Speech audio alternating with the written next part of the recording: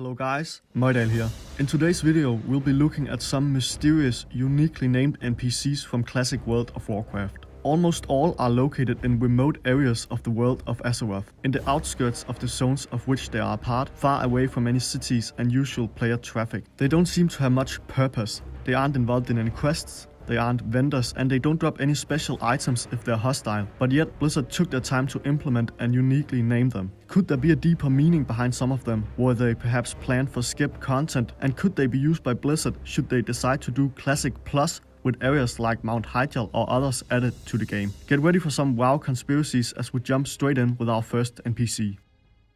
Filled with level 60 vile elite hydras, naga and other foul creatures, Elkas Island Industrial Homage is our stop number 1. It's the home of Dr. Weevil, who must kill as part of the Shifting Sands questline, but our interest is beneath the surface. Next to Dr. Weevil's flying machine, you will find a small ramp leading down to what seems to be a small prison guarded by naga. Just before the cell at the end of the main corridor, there's a pool of water to the right. Swim down and underneath a section of the wall in a similar fashion to the Blackfathom Deep's entrance from Ashenvale, and you'll find yourself in a new small room with Tidelord Rurgas. He's a level 62, hostile, elite and enormous naga wielding a polearm similar to Flame Wrath from Ambassador Flamelash in the Blackrock Depths. It seems as if Rurgas is guarding the cell to his right, but there's no one in it. Only skeletons, a pile of rocks and a couple of Iron Maidens. Now, there's actually some history to this place. Back in the day, prior to the AQ patch 1.9, none other than the King of Stormwind, Varian Wynn, stood in Tidelord Rurgas' place. I'm not an expert on the lore by any means, but it seems the king had been kidnapped by the Defiers, and apparently he ended up spending some time on Elkas Island. Why he was replaced in patch 1.9, I do not know, but it was the same patch Dr. Weevil was added in. Perhaps Blizzard knew a lot more people were likely to discover him at this point, since they added a reason to go to the island with the AQ questline. Elkas Island really had no greater purpose prior to that to my knowledge, so only the most fearless of adventurers would have discovered the missing king. Perhaps they wanted to keep that piece of history a bit more secret and decided to replace Wynn with Tidelord Rurgas. Wynn was friendly to Alliance characters with no dialogue,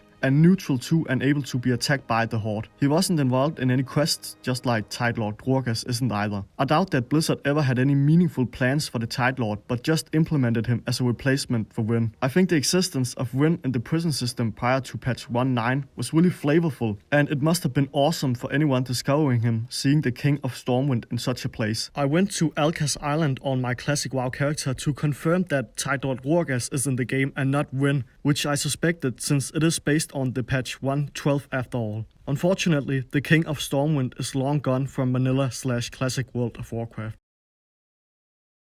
Now for a less imposing but nonetheless intriguing NPC. At the eastern coast of Tanaris by the water, hidden by small cliffs surrounding it, is the area Salacious Den, inhabited by the level 45 friendly naga Salacious. The naga is scripted to move back and forth between his cave and the coast periodically. Clearly, Blizzard spent some time on this guy. They even named a small part of the map after him. So why is it that he has no quests associated with him? No dialogue, no nothing, just peacefully standing there beholding the Great Sea until he would eventually be removed with the Cataclysm, vanishing from existence as if he had never been there. He seems misplaced here in Tanaris. He's the only naga in the zone except for Meredith, the mermaiden, who was placed in the water off the coast of southern Tanaris at Land's End Beach in patch 1.9 and is part of the Shifting Sands questline. In fact, I think those two naga are the only friendly of their kind in the whole entire game. We can only speculate what Blizzard's intentions for Salacious might have been. He might have just been placed there to pique the curiosity and interest of people accidentally crossing his path, leaving the player to wonder what a naga might be doing so far from any of his kind in a zone like Tanaris. It's a valid and meaningful reason to put an NPC in the game in my eyes. It increases the size of the world figuratively and gives it life. Still, this could have been done without the attention to detail that Blizzard clearly had in Salacious' case. Judging from his level of 45, I don't find it plausible that he was planned to be involved in any higher level dungeon or raid quests. Usually, with quite a lot of exceptions of course, the level of a quest-giving NPC is roughly indicative of the level required to complete the quests they provide. You'll rarely find the level to be much higher than the quest-giver level at the very least. No, my bet is that Salacious must have been intended as a regular quest-giver for the level 40 to 50 quests. Maybe he was banished from his own kind for whatever reason since he's friendly, and it could have been great if he provided quests to kill certain Naga for revenge in other parts of Azeroth. Heck, Blizzard could have killed 2 birds with 1 stone and given Salacious a quest to destroy Tide Lord Gurgas, even though he's much higher level. Anyways, the clouds of mystery around Salacious' den in eastern Tanaris remain. We move continent and head to the northern part of the scourge-infested eastern Plaguelands. At the end of the road leading to where the border to Quel'Thalas would have been, stands a friendly level 60 high elf right in front of the fallen trees and stones that block the rest of the way. He's facing south as if he's guarding the passageway, although you can't go past anyways. He's there all by his lonesome with the name Adon. In the old database comments, you will see a lot of speculation about his name, which can easily be read as add-on, like an expansion. It's easy to downplay those predictions looking back, since the first expansion of the Burning Crusade did indeed end up including Quel'Thalas as one of many add-ons. So his name seems obvious to us now, but in retrospect anything can seem clear as day. From all I can tell, it seems Adon was in the game right from the beginning in November 2004. It leads us to believe that Blizzard had already decided back then that Quel'Thalas would be added in the future, although they had no idea of how successful their game would become back then and if expansions were going to be realistic financially. Having listened to many interviews by former World of Warcraft developer John Statz and having read his book The WoW Diary, he highlights how important adding new content was for Blizzard, since their nightmare scenario was players running out of things to do. Even when launching the game, he describes how the development team didn't feel particularly relieved, since they knew how much content was yet to be made and implemented in the game. Of course, there's no saying Quel'Thalas had to be added in an expansion. It could have been part of a regular patch. Still, it's fun how the NPC ended up being so accurate and that it confirmed the first expansion set after all. I think it was cool of Blizzard to tease the players with an NPC like Adon. In the Orc and Troll starting zone of Durotar to the northeast of Razor Hill is a little hut with the level 35 Orc farmer Rokar Bladeshadow. On the surface he seems uninteresting, but there's a little more flavor to him than what meets the eye initially. He's not involved in any quest, but he has a dialogue option unlike our 2 previous friendly NPCs. When you speak to him, he replies with, "What's a young warrior like you out visiting an old farmer like me? Change warrior for whatever class you're playing. Not too interesting." Well, he replies that way to all classes except for rogues, to which he says, "If Ferzok sent you, tell him no. I won't go back to work for him no matter how many times he asks." Ferzok is an NPC in Orgrimmar involved in the rogue class quest you get at level 10 in Razor Hill. When completing the last quest, Ferzok rewards you with the Blade of Cunning. From all this information, we can guess that Rokar Bladeshadow is probably a retired rogue now settled for a more peaceful farmer life, having left his past behind him. Him being a rogue also makes sense judging from his last name, Bladeshadow. Apparently, Ferzok is trying to convince him to return, but Rokar is having none of it. This isn't the end of the story though. As it turns out, Rokar was planned to be involved in a series of quests learning you how to lockpick as a rogue. Searching the Wowhead database, you can find a quest by the name Rokar Bladeshadow, which never made it into the actual game to my knowledge. It was supposed to be started by Ferzok in Orgrimmar. The quest required level 16, and in it Ferzok tells you it's time to learn the lockpicking craft. He sends you to speak with Rokar, who, despite his old age, should still have flair for it, more than Ferzok himself. Rokar provides a second quest, Rokar's Test. He isn't particularly interested in helping,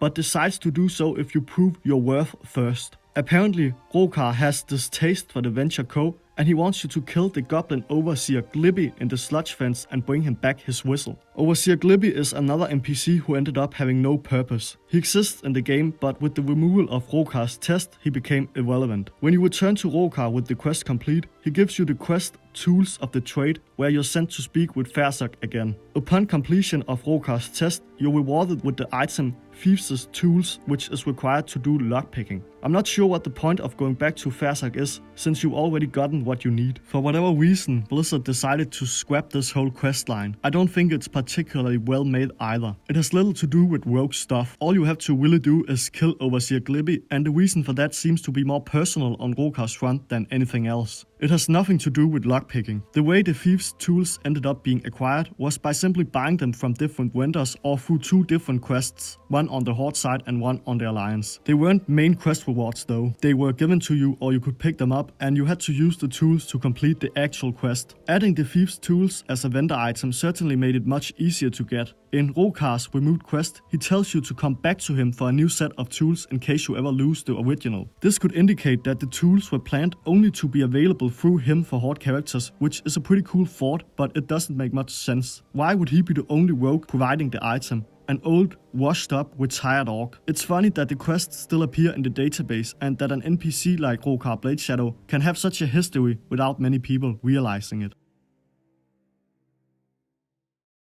The last NPC of the video is arguably my favorite of them all. Strap yourself in for a ride to the snowy north of Winterspring. The zone is an amazing and tranquil sanctuary of a habitat for a great diversity of animals. Unfortunately, part of it has been tainted by the presence of demons in the Darkwhisper Gorge to the south. For now, the rest of Winterspring remains uncorrupted, but strange phenomena are beginning to show here too. Deep within the Darkwhisper Gorge and its systems of caves to the very south is a piece of life far different from the fiends that otherwise inhabit it. It's the High Elf Earthcaller Frenzel, a friendly level 62 elite who stands on top of a small hill overlooking the nearby area. He was added in patch 1.3 consciously by Blizzard, but why? All he says when you talk to him is, "I studied the known and unknown elements of the world." Why would you add an NPC like that associated with no quests, who's very unlikely to be found by anyone, and who's generally pointless? Well, as it turns out, Frenzel was actually given a purpose 3 patches later with the release of Blackwing Lair. What else became available in patch 1.6?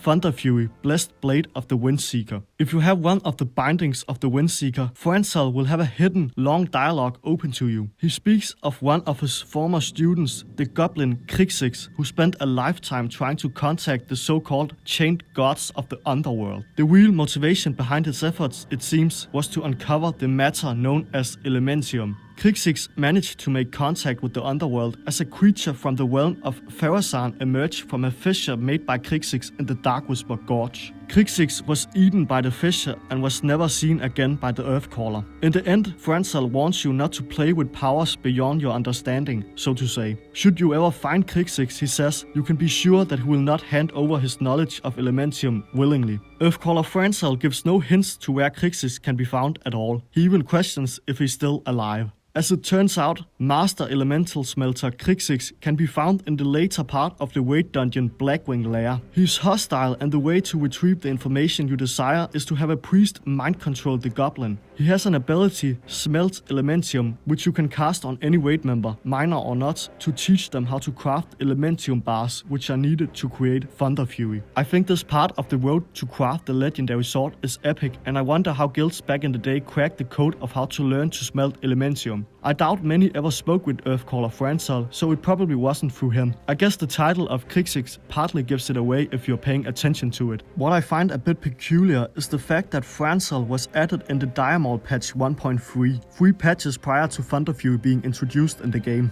Usually a new NPC relevant for a new patch is added with it. For example, as mentioned previously, Meredith the Mermaiden, relevant for the Shifting Sands questline, was added in the AQ patch of 1.9. The same goes for Nawain Sooth Fancy as another example who is also part of the chain. Perhaps Blizzard had other planned intentions for the Earthcaller. My theory is that he could have been a quest giver for the raid dungeon Mount Hyjal, which ended up being released in the first expansion set. Close to where Frenzel is located in the Darkwhisper Gorge is a special tunnel seemingly leading straight into Hyjal. In the middle of it, however, is a raid portal visible through a face-like grid with spikes resembling teeth. The grid blocks any passage through the tunnel. This shows how Blizzard had plans for instances like Mount Hyjal years before they would make it to the live game. Now, the version of Hyjal we ended up getting was a Caverns of Time raid, and I don't know if that was the original intention for it. Still, the excitement of an adventurous explorer discovering the raid portal in Darkwhisper Gorge must have been quite big. The whole thing is similar to Karazhan, which was one of the earliest instances designed, but it didn't even make it into vanilla. In the end, Earthcaller Frenzel ended up having no purpose besides providing some information on and lore behind the goblin Krixix, which is definitely cool enough on its own, but I'm still wondering if it could have been put to more use. That's it for the mysterious NPCs of Classic World of Warcraft. There are undoubtedly more out there, and probably quite a few I don't even know about. I think it's great that they exist in the game though. It piques the curiosity of the player and starts chains of thought in his or her head. It allows for World of Warcraft conspiracy theories and general speculation. It increases the size of the world and gives you a reason to keep exploring, even in a 14-year-old game. It is unbelievable how many man-hours went into the making of a game like the original World of Warcraft. So many that the game keeps surprising us over a decade later with new creatures, lore and little intricacies. Thanks for watching the video guys and the continued support. Take care everybody.